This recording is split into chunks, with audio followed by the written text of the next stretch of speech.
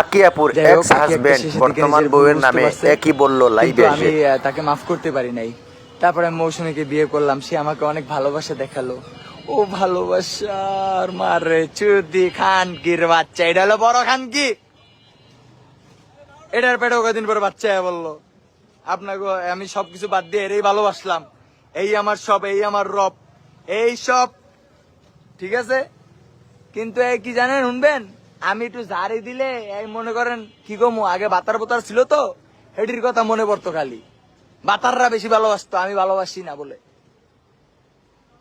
আমি রাজা, আমার জীবনটা আমার নামেই রাজা, কিন্তু আমার জীবনটা আমি পুরো বুঝা,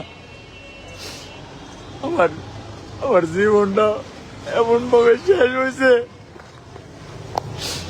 আমি আমি আমি যদি পারতাম guys, আমি আমার একটা বাচ্চা মৌসুমীর পেটে,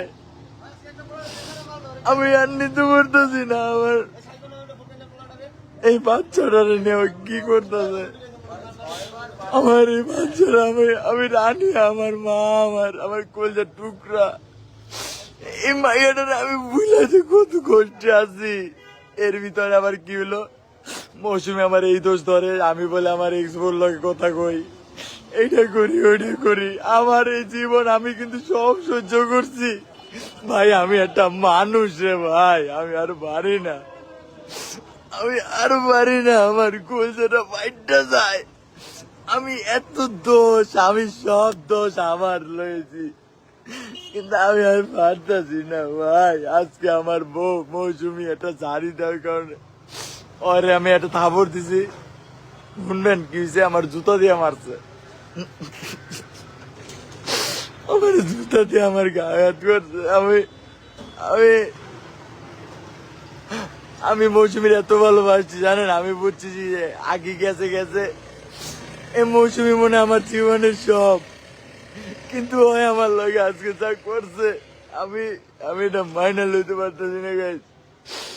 আমি জানি আপনারা অনেক হাসবেন, এটা করবেন ওই করবেন, কিন্তু আমি আজকে চা সত্য সব কইলাম, আমি আর পারতাছি না।